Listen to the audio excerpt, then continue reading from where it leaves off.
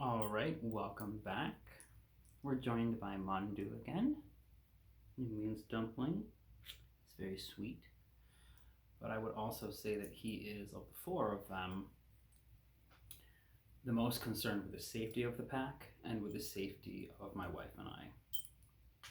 And so in this way, we can say that he is actually the most dog. Okay, so what do I mean by that? Well, we've talked about how the difference between hypostasis and all these other things is that the hypostasis is that which is the actual concretization, and that which concretizes the others, the accidents, the nature, and the energies. And I hinted at a previous episode about how all hypostases have an appropriating logos, or rather, that which is concrete was made through a logos which insists in the mind of God. Okay. Now, what I mean by this last, or not last, but this other element, which is this other abstraction, which is concretized by the hypostasis, is this. In describing the problem of evil, St. Dionysius in Divine Names talks about how the lion, which is no longer bold and fierce, is not a lion, and a dog, which is no longer loyal and on guard duty, admitting the household and keeping away the stranger, is no longer really a dog. So this is what I mean by how Mandu is actually living up to dog more than my other dogs are. They're all still dogs, but Mandu is living up more to his calling, to his logos, which he is the concretization. The logos is not anhypostatized.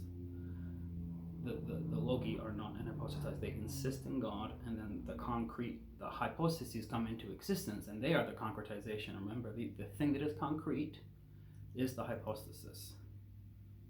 The other things are abstractions. Logi are not really abstractions. They are wills and thoughts in the mind of God that come into being at their appropriate times. And then we live up to this kind of, if I use a vulgar term, this kind of blueprint, right? And so Mandu, by being loyal and by being a guardian, is living up to being dog, and he is concretizing dogness in a way that other dogs are not, and in a way that might be fuller or more. Okay, and so this is another way of how hypostases concretize these things, right? So the lion is bold and is fierce, right? The lion is not being bold and being fierce. Those are energies, which, yes, at times it is being bold and is being fierce, but it is always bold and it is always fierce.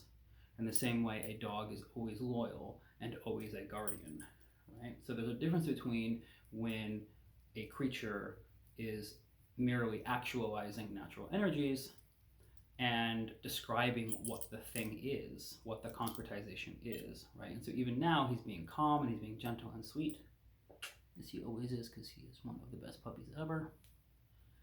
And he is a guardian, right? That's what he is. That is what he is. So again, we're coming back to what versus who, right? So anyway, take care.